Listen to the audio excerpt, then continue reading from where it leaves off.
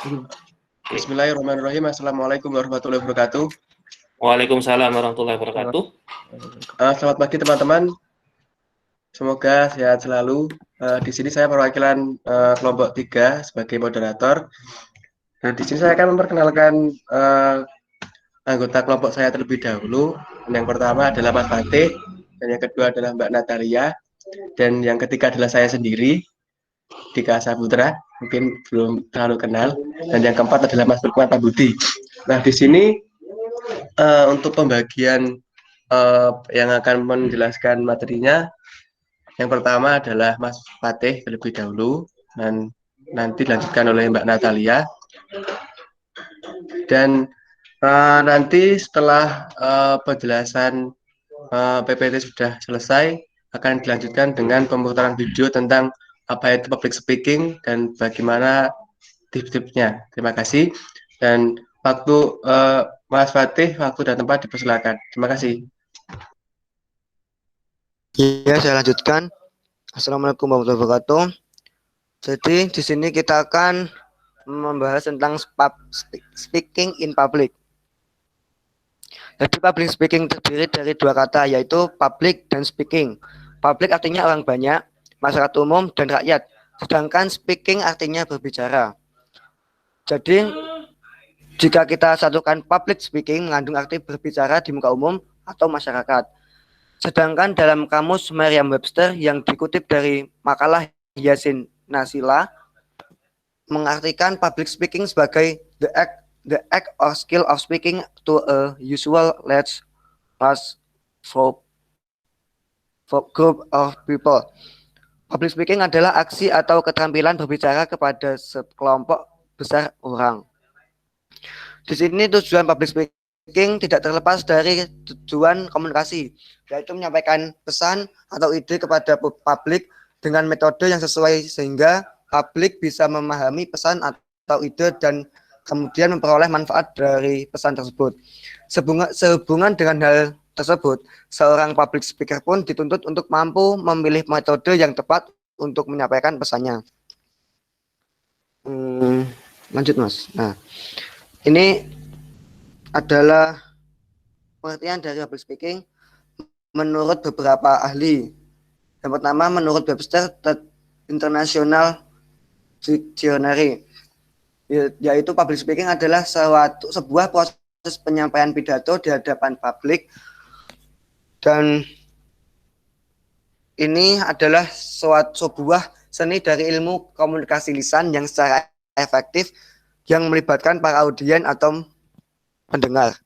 Yang kedua yaitu David Zarevsky, yaitu dia mengemukakan bahwa suatu proses komunikasi yang berkelanjutan yang dimana pesan dan lambang bersirkulasi berulang-ulang secara terus-menerus antara pembicara dan pendengarnya. Dan yang selanjutnya yaitu Gunasi. Gunasi menyampaikan bahwa public speaking yaitu komunikasi yang dilakukan secara lisan, yaitu tentang suatu hal atau topik yang disampaikan di hadapan banyak orang dengan tujuan untuk memberikan informasi kepada orang banyak. Nah, dari ketiga ahli ini dapat disimpulkan bahwa public speaking itu adalah merupakan suatu kegiatan berbicara di muka umum atau banyak orang dengan tujuan-tujuan tertentu, baik untuk memotivasi, menghibur, mempengaruhi, maupun memberikan informasi, sehingga orang lain atau audien bisa menangkap apa yang kita bicarakan. Lanjutnya, Mas juga. Nah, Terima kasih. Mbak Natalia, silakan. Terima kasih Mas Fatih atas penjelasannya. Untuk penjelasan materi yang kedua dilanjutkan oleh Mbak Natalia. Terima kasih. Waktu dan tempat, silakan Mbak Natalia. Kemudian public speaking techniques. Yang pertama ada teknik ice breaking atau pembukaan yang menarik. Pembukaan adalah impresi pertama, artinya hal itu dapat mempengaruhi pandangan audiens terhadap public speakers selama presentasi. Sesingkat apapun waktu untuk melakukan presentasi, pembukaan tetaplah harus penuh kehangatan. Pembukaan dapat dilakukan dengan sebuah ilustrasi atau cerita yang sedang marak, tetapi relevan dengan topik pembicaraan. Saat menyampaikannya, tunjukkan wajah yang bersahabat, ramah, dan dekat. Gunakan joke humor. Yang kedua, teknik vokal penyampaian. Vokal yang baik didapatkan apabila seorang public speaking menguasai 3 hal berikut. Pertama, pernapasan yang baik. Posisi untuk mengontrol pernapasan adalah berdiri tegak agar memberikan ruang yang lebih baik kepada paru-paru untuk berbicara di depan publik. Diperlukan ruang suara yang solid agar dapat menyampaikan kalimat yang panjang pada volume suara yang benar. Kemudian ada tambahannya yang kedua, yaitu volume suara. Keberhasilan dalam berbicara tidak selalu ditentukan oleh kerasnya suara. Volume suara ketika berbicara sehari-hari, berbicara dengan volume keras hanya diperlukan pada bagian-bagian tertentu saja. Selebihnya, berbicara keras terlalu sering dapat menyebabkan tenggorokan rusak dan audiens pun bosan. Terus yang ketiga, ekspresi vokal. Ekspresi adalah faktor penting dalam pengolahan suara-suara yang baik, akan lebih berarti jika disertai dengan ekspresi yang tepat. Ekspresi yang tepat terdiri dari 3 komponen. Yang pertama itu ada pitch, faktor tinggi rendahnya suara. Kemudian yang kedua itu pace, faktor kecepatan berbicara. Yang ketiga phrasing, faktor kecakapan memenggal kalimat dan disertai dengan jeda. Terus ada tambahannya, membangun report dengan audiens pada saat membangun report berbagai identitas itu harus kita sampaikan dengan kompresif sehingga para audiens akan perhatikan kita. Kita bisa mulainya dengan membangun pengalaman positif yang pernah kita alami, kemudian membangun harapan dan nilai audiens serta memunculkan humor yang sehat sehingga para audiens tidak merasa bosan dan akan merasakan nyaman.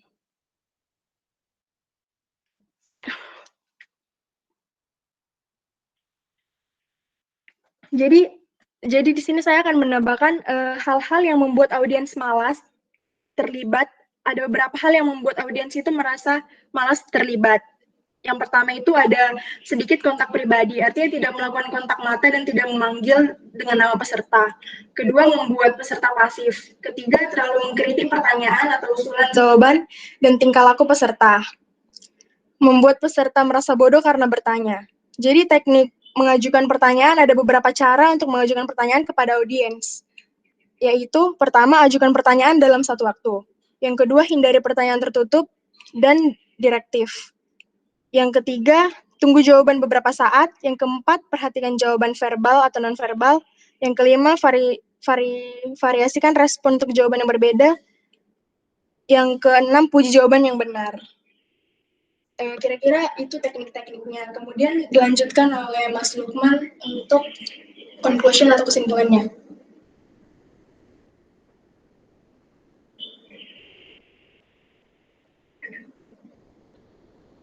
Terima kasih Mbak Natalia atas penjelasannya. Untuk materi closen saya akan lanjutkan. Nah, jadi untuk materi closen, public speaking merupakan kegiatan di muka umum yang tentunya harus dikuasai dengan baik dengan kemampuan public speaking yang mumpuni. Yaitu public speaking adalah suatu hal yang fundamental untuk dimiliki oleh kita sebagai mahasiswa. Kenapa? Kenapa mahasiswa khususnya, kenapa mahasiswa harus memiliki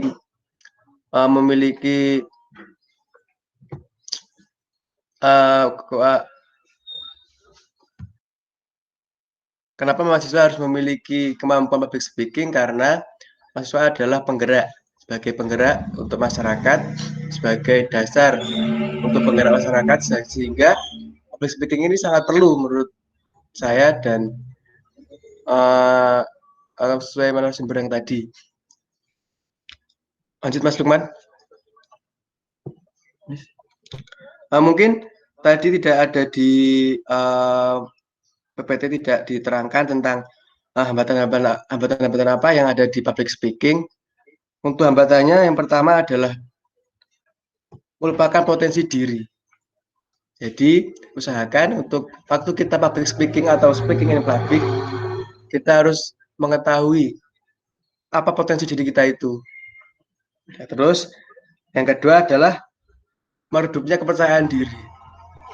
Nah, ini sering terjadi di uh, apa terjadi saat public speaking itu berjalan, yaitu uh, redupnya kepercayaan diri atau kurangnya kepercayaan diri. Kadang uh, acuh tak acuh saat disuruh public speaking dan lain-lain. Dan yang ketiga adalah sebagai narasumber saat public speaking kita belum menguasai materi-materi yang materi-materi yang materi-materi yang akan kita sampaikan ke audiens.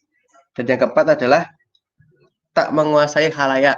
Tak menguasai khalayak ini adalah seperti coba untuk tetap relax pada saat public speaking berlangsung. Mungkin itu saja yang dapat saya sampaikan. Untuk presentasi ini akan dilanjutkan dengan pemutaran video tentang public speaking.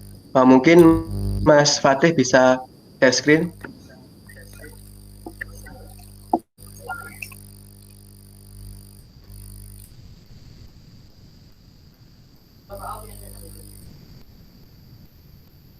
Sebentar ya.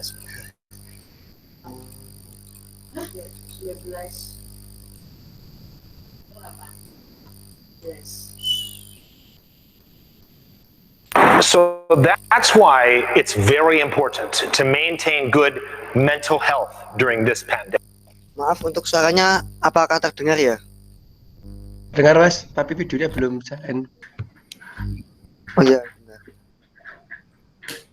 So that's why it's very important to maintain good mental health during this pandemic.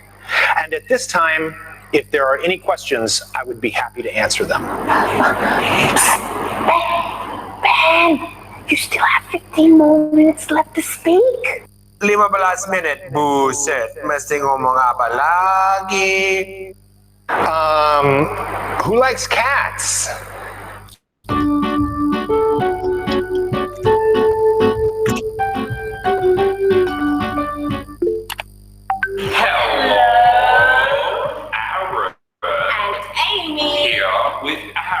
English. Today's topic, Tips public speaking dalam bahasa Inggris. public speaking. Banyak Oh iya maaf ya, bentar maaf.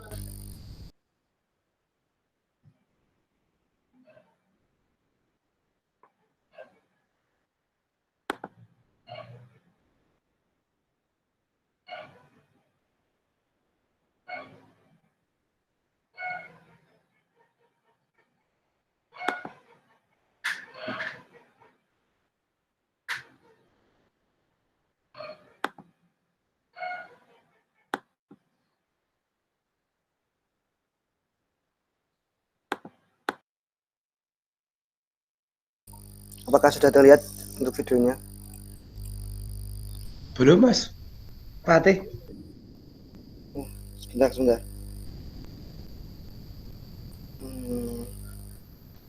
Belum ya.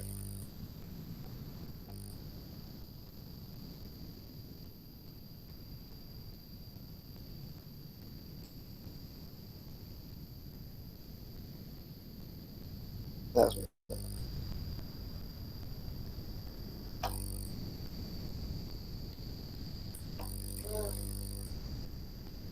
sekarang apakah sudah terlihat?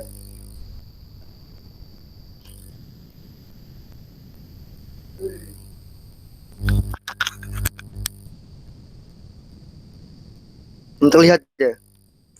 Belum terlihat, Mas. Belum, Fat. Coba pindah ke tab yang videonya Mas. Ini udah ke yang videonya ini. Sebentar. Coba saya keluar dulu.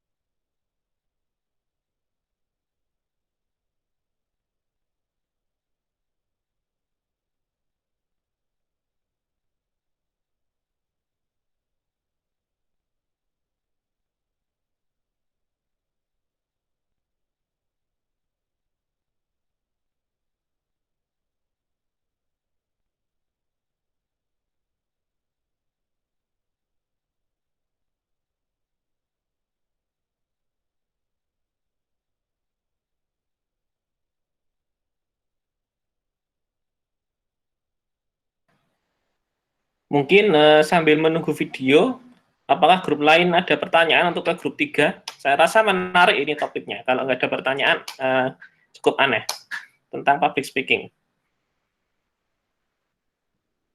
Dari grup lainnya, apakah ada pertanyaan?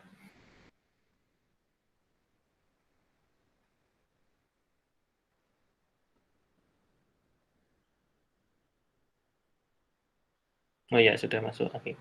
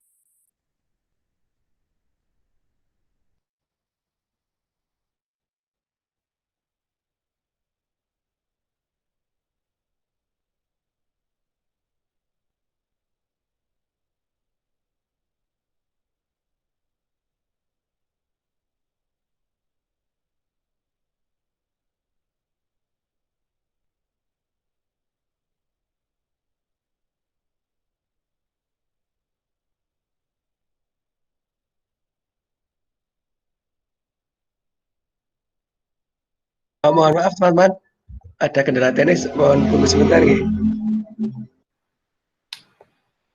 Oh ya, kita tunggu, Mas.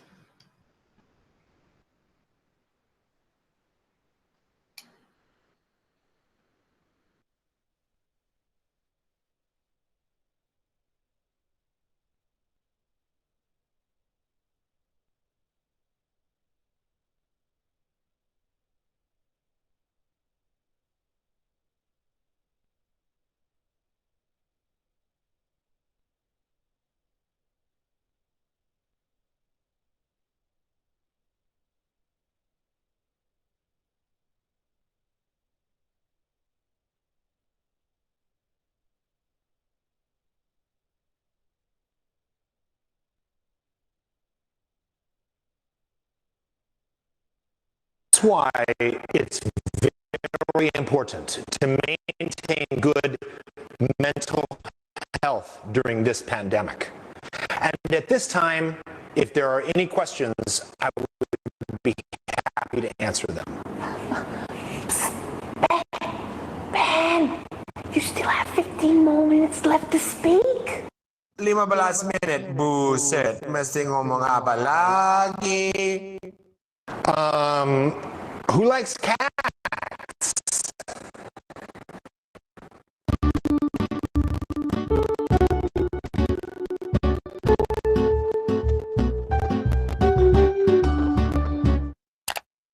Hell.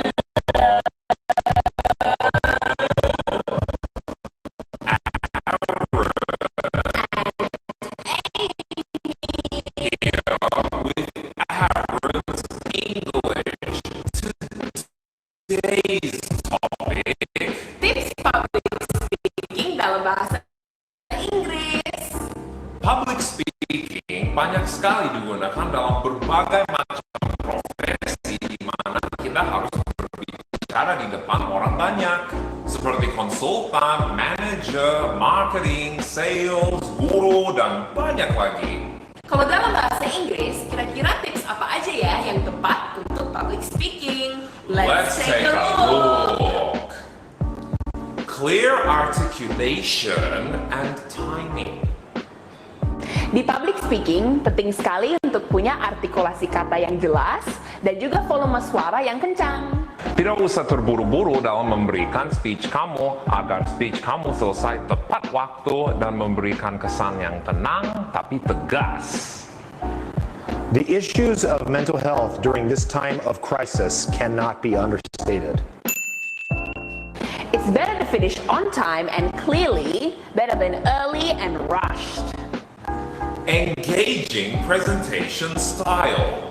Bagaimana caranya kamu mempresentasikan sesuatu dengan gaya unik kamu sendiri? Itu terdiri dari beberapa hal, seperti Loneliness can cause a lot of mental problems in the future. Loneliness can cause a lot of mental problems in the future. Relating with the audience. disinilah kita bisa lihat dari kebutuhan penontonnya dan apa yang menarik perhatian mereka. Being relatable is key. There are many ways to do this, as Ben says.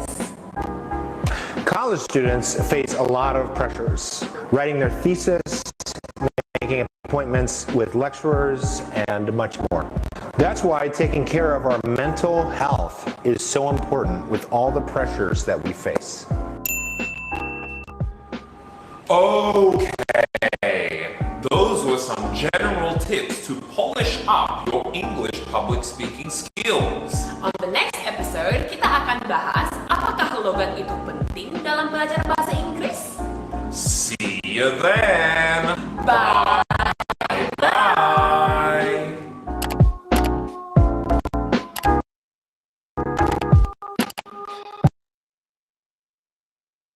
Terima kasih atas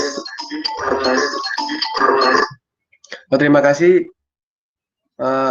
Mungkin itu saja yang dapat disampaikan oleh kelompok 3. Mungkin ada kurangnya, mohon maaf. Dan mungkin ada pertanyaan dari teman-teman? Silakan.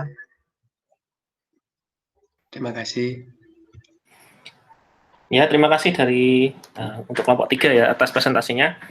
Apakah ada pertanyaan dari kelompok lain mengenai public speaking? Ini topik yang menarik, public speaking, karena besok pasti Anda akan melakukannya semua. Mungkin dari Anda juga sudah ada yang pernah, misalnya mungkin presentasi lomba, atau presentasi di depan kelas dulu waktu SMA. Bahkan presentasi kali ini pun sebenarnya public speaking ya. Mungkin ada pertanyaan untuk ke kelompok 3, public speaking.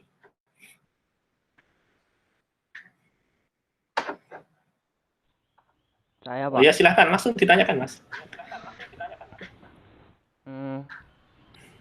Mohon maaf, izin bertanya untuk kelompok 3. Apakah dalam berpublic speaking itu kita harus memiliki etika-etika yang itu, misalkan jangan sampai gini nih, atau misalkan etika itu membatasi kita untuk kalau kita bicara jangan sampai gimana gitu, masuk nggak? Etika berbicara di depan umum berarti ya, intinya ya? Iya, Pak. Jadinya apakah dalam berpublic speaking itu ada etika khususnya gitu loh, Pak? Oh ya. Ini silakan kelompok 3 bisa ditanggapi. Terima kasih sebelumnya.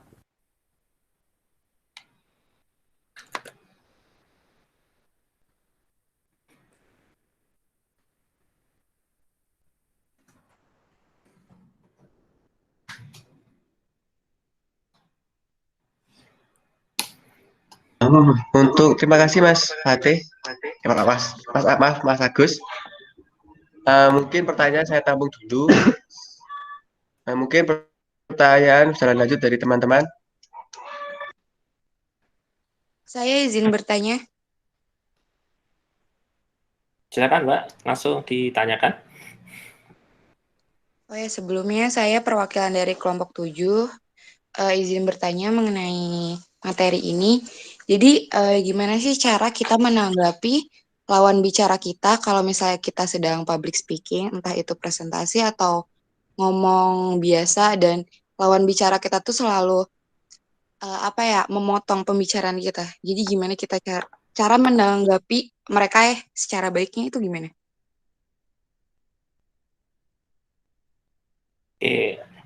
cara respon audiens ya. Monggo silakan ditanggung dulu kelompok 3. Ada yang lain dari kelompok yang lain untuk ke kelompok 3? Terima kasih Mbak Ayu atas pertanyaannya. Mungkin sama seperti Mas Agus tadi, saya tampung terlebih dahulu. Dan mungkin bisa diajukan teman-teman yang ingin bertanya. Ya, maaf. Dan untuk pertanyaan hari ini, saya batasi 3 terlebih dahulu. Terima kasih. Ya, tidak apa-apa, 3 dulu. Biar waktunya tidak mepet sampai jam 9 nanti. Oke, silahkan, masih ada satu kesempatan lagi yang mau bertanya ke kelompok 3.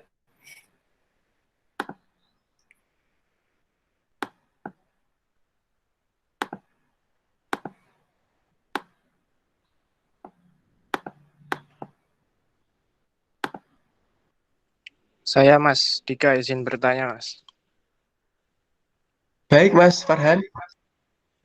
Saya Farhan Ramadhani dari perwakilan kelompok 1 ingin bertanya, sentence apa saja yang biasanya dipakai waktu kita membuka public speaking, dan bisa berikan contoh yang... Terima kasih. Mohon maaf Mas Farhan, bisa diulangin?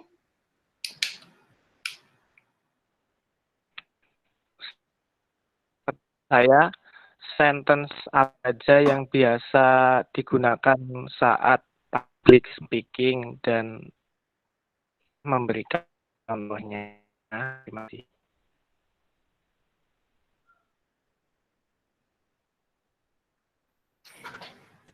Lebih ke fokus ke sentence, Mbak. Jadi sentence apa aja yang lebih sering digunakan dalam public speaking. Oke, baik Mas Farhan, terima kasih.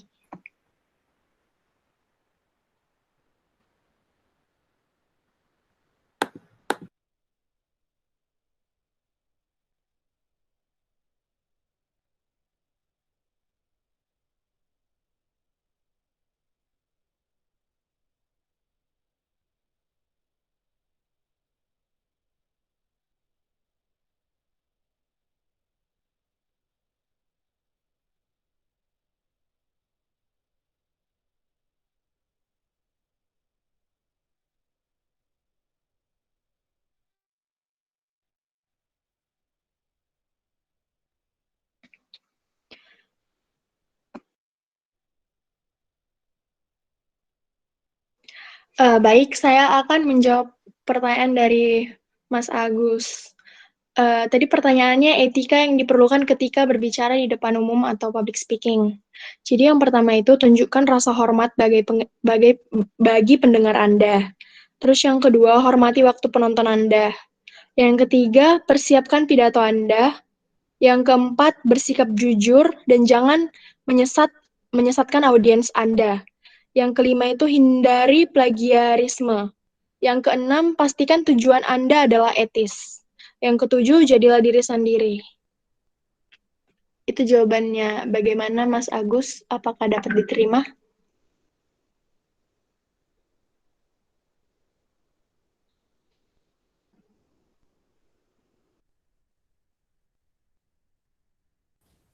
Siap, Mbak. Sudah.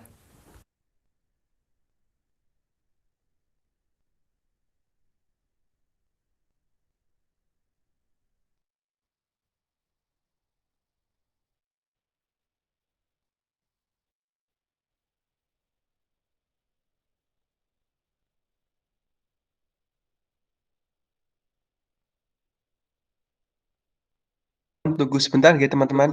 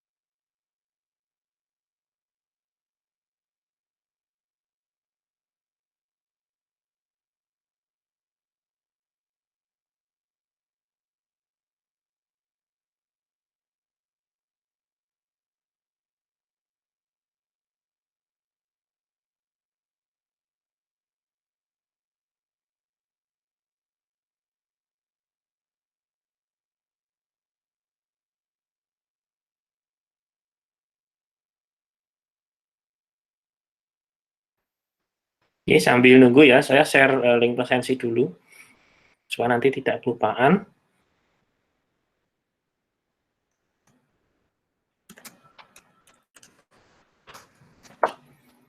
Kalau masih nyimpen link presensi yang lama itu masih bisa digunakan ya, karena kita masih tetap pakai link itu, cuma saya perbarui Google Sheet-nya aja. Link presensi.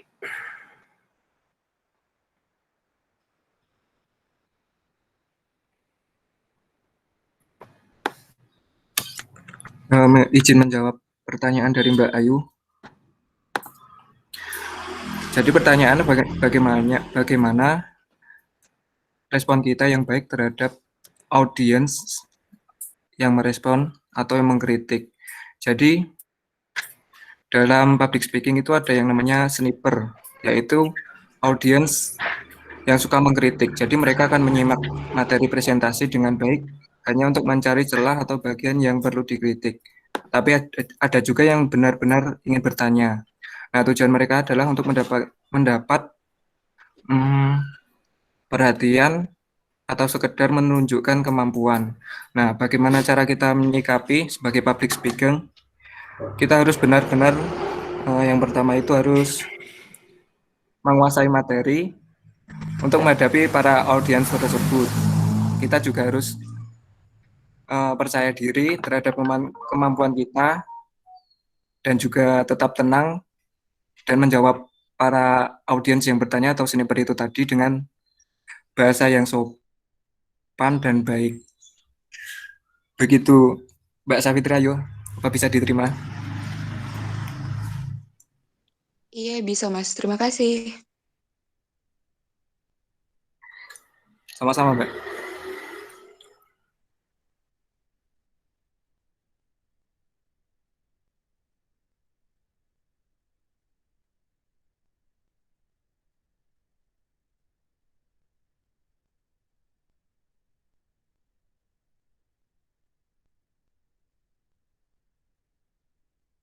Mohon maaf, teman-teman, untuk pertanyaan dari Mas Farhan, kelompok kami mungkin belum bisa menjawab, karena takutnya untuk saat menjawab ada kesalahan. Mungkin teman-teman ada yang bisa membantu menjawab dari luar kelompok 3. Terima kasih. Iya, silakan untuk ya teman-teman yang lain. Apakah ada yang... Ternyata Mbak Natalia sudah mengetahui jawabannya. Oh, ya. Mungkin aku dapat saya persilakan. Iya, silakan. Jadi tadi kan pertanyaannya apakah sentence digunakan dalam public speaking? Jadi kan sentence itu kan banyak. Jadi menurut pencarian saya, semua sentence itu digunakan dalam public speaking. Contohnya pertama itu kalimat verbal sentence. Jadi itu digunakan dalam public speaking. Contohnya pada saat kita berbicara, saya akan mencontohkan. Contohnya dia bilang she loves Taylor so much. Dia sangat mencintai Taylor. Itu menggunakan verbal sentence. Kemudian kita juga public speaking ini juga menggunakan nominal sentence. Contohnya itu kayak she is beautiful, dia cantik. Itu pasti kita gunakan itu pada saat public speaking. Kemudian declarative sentence juga dipakai pada saat public speaking. Question sentence itu pada saat question sentence itu digunakan untuk menanyakan. Contohnya kayak how are you? Do you see my best friend? Kayak gitu, kayak nanya-nanya gitu kan. Itu digunakan pada saat public speaking. Imperative sentence juga enggak. Imperative sentence kadang-kadang dipakai karena itu kalimat perintah. Kadang-kadang itu mungkin dipakai pada saat bomb speak. Contohnya kayak kita udah dalam kondisi bosan nih, kayak ngantuk gitu kan. Terus itu nanti digunakan tuh pada saat untuk menghindari rasa bosan. Contohnya kayak penggunaan speak-nya itu kayak agak dikuatin gitu suaranya, kayak sit down, kayak gimana ya, kayak stop it, kayak kita menggunakan itu pada saat membuat audiensnya tidak bosan gitu, dengan menggunakan suara yang lumayan tinggi. Mungkin itu saja yang sentence-sentence yang saya tahu untuk digunakan pada saat public speaking. Terima kasih.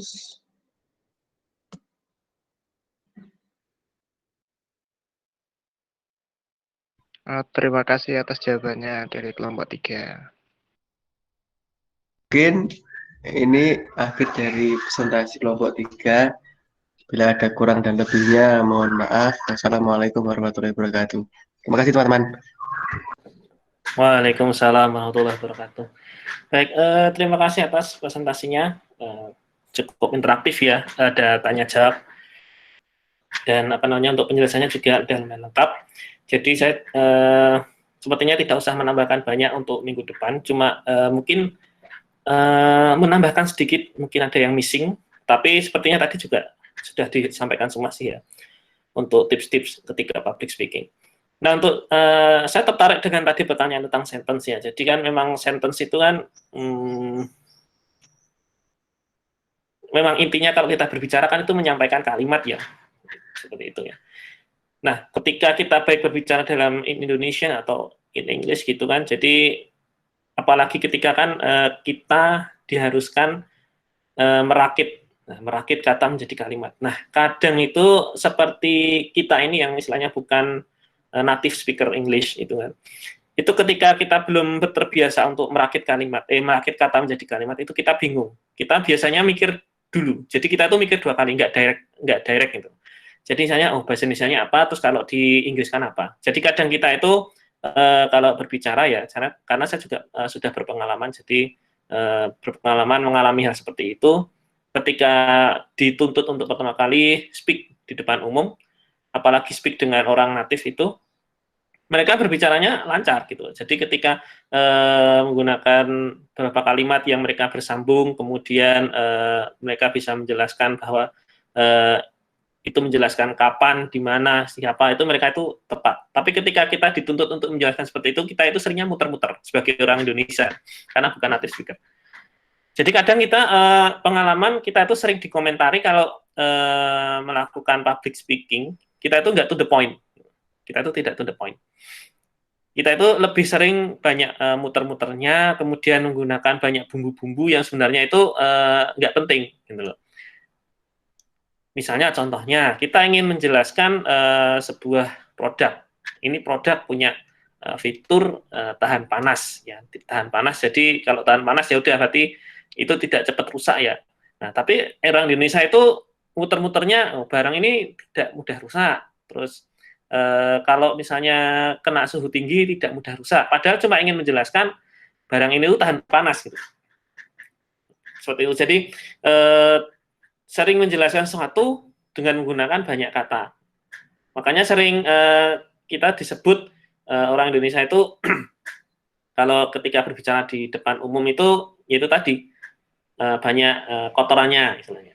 Tapi memang itu memang ciri khas kita ya. Jadi tidak bisa dipungkiri kalau misalnya kita memang tuh karena bahasa Inggris kan sebagai second language ya, bukan first language ya. Jadi itu tadi.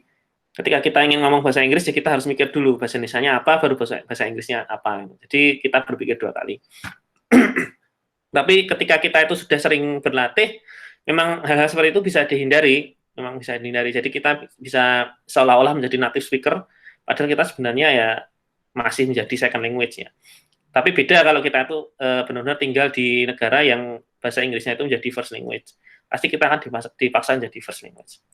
Nah, untuk masalah sentence tadi, memang kalau untuk pembicara untuk kita sebagai pembicara second language ya, English as second language itu biasanya tidak dituntut macam-macam ya untuk sentence. Biasanya itu bahkan ada orang yang ngomong tuh asal rocos dulu nggak apa-apa, yang penting orang lain paham. Tuh, tapi anggapan itu nggak benar ya, anggapan itu nggak benar. Karena walaupun kita itu nyerocos, tapi kan kita harus paham strukturnya. Seperti kalau di Indonesia itu semacam SPOK-nya. Jadi menjelaskan apa sih subjeknya, kemudian predikatnya apa, objeknya apa, terus keterangannya apa. Nah, itu struktur dasarnya itu. Nah, ketika kita istilahnya asal rocos, itu kita paling cuma yes, yes, no, no, terus why, dan sebagainya itu. Tadi seperti yang disampaikan tadi, istilahnya jadi tidak terstruktur. Orang lain tuh bahkan bisa nggak nangkap apa yang kita omongkan. Nah, itu kebiasaan itu sering dilakukan oleh, ya mohon maaf, orang India. Nah, orang India itu mereka karena ya memang pernah dijajah Inggris ya, jadi kebiasaan bahasa Inggrisnya juga seperti itu ya. Coba Anda ngomong Inggris dengan orang India, pasti sulit sekali dipahami. Apalagi kalau orang Jepang. Kalau orang Jepang itu lumayan, orang Jepang. Mereka terstruktur, tapi karena memang vokalnya itu berbeda, jadi kan perbedaan pengucapan. Jadi kadang mereka itu tidak dipahaminya itu karena memang bahasa Inggrisnya itu seolah-olah itu berbeda maknanya. Gitu. Berbeda dengan kita. Kalau kita kan diberi anugerah ya. Jadi kita mengucapkan A ya A, B ya B, C ya C, D ya D, sampai Z itu Z ya Z. Gitu. Suaranya itu satu. Tapi coba kalau orang Jepang atau orang India itu. Nah, apalagi orang Jepang. Jepang itu susahnya di situ. Orang Thailand juga, ketika berhadapan dengan orang Thailand juga seperti itu. Jadi ketika kita berhadapan dengan ya sama-sama English as second language itu ya, kita harus istilahnya berusaha memahami. Berbeda kalau kita berhadapan dengan orang Eropa atau orang Amerika atau yang istilahnya native Inggris gitu, memang kita harus agak hati-hati. Jangan menggunakan teori yang asalnya Rogers tadi. Nah, untuk yang sentence tadi memang sudah disebutkan macam-macam ya, ada verbal, ada non-verbal, kemudian ada deklaratif, interrogatif, kemudian ada imperatif, kemudian ada yang mereka kalau kita sering-seringlah menggunakan yang simple sentence saja ya, jangan menggunakan compound sentence atau kompleks ya. Jadi, karena kita kan belum terbiasa menggunakan then atau and, kemudian while. Jadi menggabungkan dua kalimat menjadi satu itu kan kita jarang sekali ya, kecuali kalau kita itu nulis karya ilmiah. Kita kan terbiasanya menggunakan simple sentence. Jadi simple sentence SPO jelas, kemudian bisa ditangkap oleh orang lain. Nah, untuk yang imperative sentence itu biasanya digunakan kalau pas acara seminar-seminar, Mbak. Jadi seminar yang biasanya yang ya itu tadi yang seminar motivasi itu kan mereka harus berinteraksi banyak dengan audiens ya. Makanya sering kalau misalnya pas kegiatan ice breaking itu kan supaya tidak jenuh, ya benar tadi tidak jenuh itu disuruh berdiri, kemudian memainkan beberapa game, kemudian duduk lagi. Nah itu bisa digunakan imperative sentence. Memang kalau untuk formal, public speaking formal memang tidak digunakan ya, karena memang nggak sopan, sebenarnya nggak sopan karena memerintah audiens. Tapi kalau ketika untuk public speaking yaitu sifatnya itu memberikan semacam itu tadi materi yang harus istilahnya banyak diserap oleh audiens seperti motivasi, yaitu tadi boleh digunakan supaya istilahnya si audiensnya tidak bosan.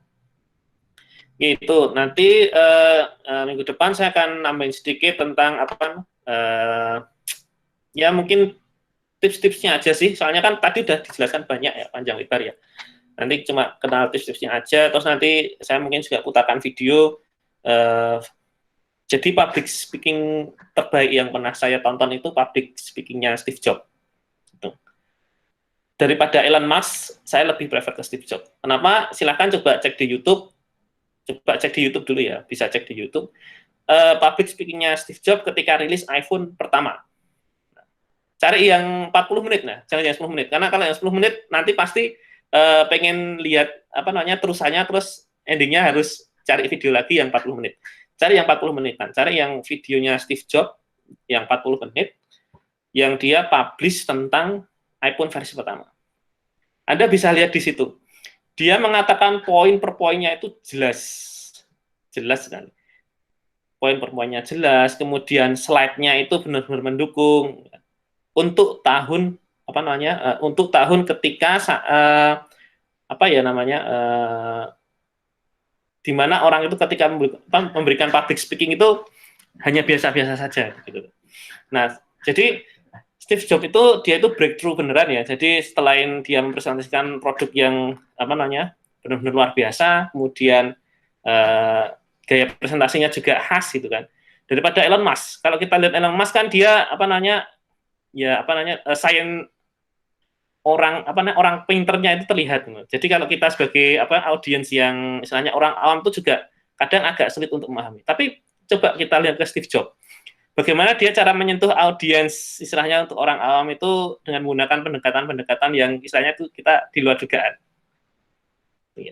Silahkan bisa dicek di videonya yang rilis iPhone pertama yang tahun 2007. Sebenarnya yang lebih bagus lagi itu yang pas apa namanya yang rilis iPod Nano. Ya iPod Nano itu lebih bagus lagi. Bagaimana cara dia itu menggunakan media selain apa namanya? Kalau kita di sini kan kita nyebutnya PPT ya. Dia itu menggunakan media celana yang ia gunakan. Bisa dicari rilis iPod Nano. Jadi dia menjelaskan bagaimana menjelaskan iPod yang tadinya itu dengan tag 1000 songs in your pocket kemudian menjadi apa ya kemarin saya lupa itu. Jadi dia itu merubah paradigma yang tadinya itu butuh storage gede untuk nyimpan 1000 lagu. Nah, terus dia itu menggunakan yang nano itu dia itu menggunakan kantong kecilnya yang di celana jeans. Nah, itu kalau Anda pernah pakai celana jeans itu kan ada kantong kecil kan itu. Nah, dia menggunakan media itu. Dan itu yaitu dia membuat audiens itu udah tertarik duluan. Sebelum padahal dia belum masuk ke inti loh itu. Dia belum masuk ke inti, baru pembukaan. Apalagi yang iPhone. Wah, iPhone itu lebih wow lagi. Dia menjelaskan perbandingan apa namanya? Kesamaan handphone pada saat itu yaitu menggunakan keyboard fisik ya, seperti apa namanya N61 kalau nggak salah N61, kemudian BlackBerry dan Motorola, dia kan masih menggunakan keypad plastik itu ya. Nah, terus dia menjelaskan apa sih kelemahan keypad plastik itu, kemudian apa sih kelemahan layar itu. Nah, terus dia menjelaskan luar biasanya tangan kita sebagai media untuk navigasi. Nah, bisa dilihat di videonya itu dan kita bisa mempelajari gaya berbicaranya Steve Jobs ini. Kita boleh mengambil gayanya ya, tapi tidak boleh benar-benar apa namanya mencontoh. Jadi cuma ngambil gayanya aja.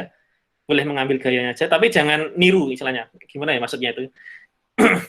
Jangan ngopi, Jangan ngopi gayanya, tapi kita lihat gayanya bagaimana dia stylenya ketika presentasi, kemudian bagaimana cara dia menarik audiens tanpa menggunakan PPT gitu. Nah, itu yang perlu kita contoh. Karena besok pasti Anda juga akan mengalami hal seperti itu ketika di akhir perkuliahan Anda selama 7 semester ya. Semoga 7 semester komplit lah, 7-8 ya. Nah, itu ketika Anda presentasi tugas akhir kan itu Anda harus mempresentasikan produk yang Anda buat kan. Nah, itu. Nah, saya sarankan itu melihat apa namanya presentasinya Steve Jobs itu. Itu luar biasa itu. Dari bahkan ketika presentasinya Steve Jobs dia mempresentasikan Mac yang paling pertama yang masih kotak itu. Nah, padahal zaman itu kan belum ada PPT ya, masih menggunakan apa namanya media UHV itu kan. Overhead projector itu kan. Nah, itu dia bisa mempresentasikan produk yang masih kotak, masih komputer tua itu dan membuat audiens itu juga terkagum-kagum. Ya, itu menurut saya memang apa namanya dia public speaker yang terbaik menurut saya. Itu ya. Jadi sedikit tambahan untuk materi yang disampaikan oleh kelompok 3 pada hari ini. Kemudian untuk minggu depan saya akan menambahkan sedikit untuk public speaking. Jadi semoga nanti kita mendapatkan pengetahuan baru tentang public speaking. Nah, untuk presensi saya cek dulu. Ini di sini ada 27 tanggapan. 78 oke sudah masuk. Terus seperti minggu kemarin, sekarang mohon bisa on cam dulu untuk saya capture. Oke. Baru 3. 4.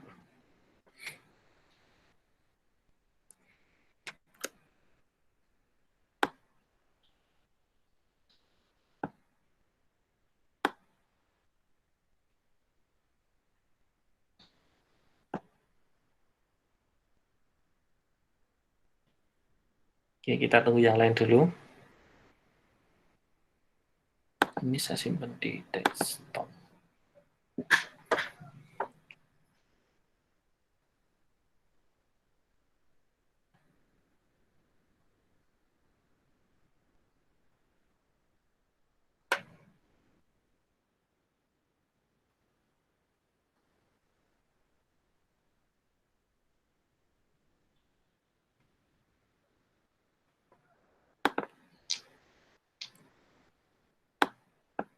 Oke, ini yang lainnya mana ini? Ada Mas siapa ini yang belum kelihatan? Mas Agus, Mas Rido, Muhammad Emir. Ini belum pada terlihat ini.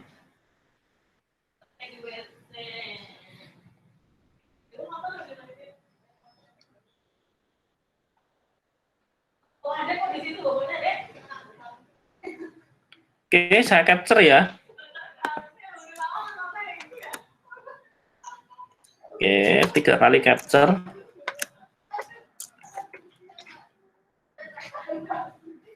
Oke, terima kasih sudah saya capture. Bisa off cam lagi.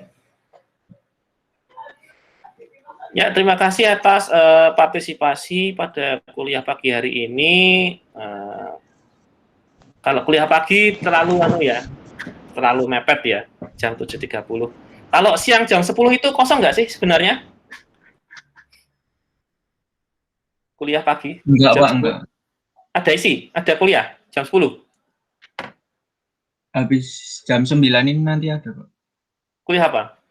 Teknik digital. Sampai jam? Sampai jam 10.50. Terus setelah itu kosong? Setelah itu kosong. Oh, Sampai tapi jam 2. iya ya, tapi mepet juga ya. Ya udah nggak apa-apa, pagi aja. Ya, jadi itu kita tetap pagi aja untuk bahasa Inggrisnya. Jadi angan-angan saya itu kan bisa dipindah ke misalnya jam 10 gitu loh, jam 10 terus nanti sampai jam 11 gitulah. Terus nanti istirahat bentar, nanti jam 2 kita ketemu lagi. Itu kan terus ya ini ternyata jadwalnya memang sudah full ya, tapi nggak apa-apa. Jadi kita jam 7.30 aja, 7:30 kita tetap di jam yang sama. Baik, terima kasih atas partisipasinya. Nanti siang kita ketemu lagi jam 2. Nanti saya share linknya. Jadi jam 2 nanti ada kita meeting ya sebentar aja ya, jam 1 jam aja. Kita cek lagi materi yang komputasi numerik ya. Kita masih cukup jauh ini, belum masuk metode-metodenya. Jadi nanti harapannya bisa ngejar sampai ke pertemuan ke-6. Jadi nanti pertemuan 678 kita sudah masuk ke metode-metodenya. Kita masih bahas tentang MATLAB-nya ini nanti. Oke, jadi itu dulu. Semoga bermanfaat apa yang sudah disampaikan oleh kelompok 3. Ini langsung nanti setelah saya selesai simpan rekamannya, saya upload, kemudian saya update ke Bismart. Jadi nanti Anda bisa mulai mengupload resume untuk materi ini sebelum sebelum batas waktunya habis. Kayaknya nggak ada deadline ya, kalau sepertinya nggak ada deadline, saya lupa. Yang ada deadline yang kelas 1-nya yang bahasa Inggris yang profesional. Itu, terima kasih. Apabila ada kesalahan, kami mohon maaf, karena ya berbicara depan umum seperti ini juga agak sulit ya, karena menggunakan kamera ya. Kalau di depan umum secara langsung kan bisa langsung berinteraksi. Jadi mungkin kalau banyak salah ya saya mohon maaf. Itu demikian. Assalamualaikum warahmatullahi wabarakatuh. Selamat pagi. Waalaikumsalam warahmatullahi wabarakatuh.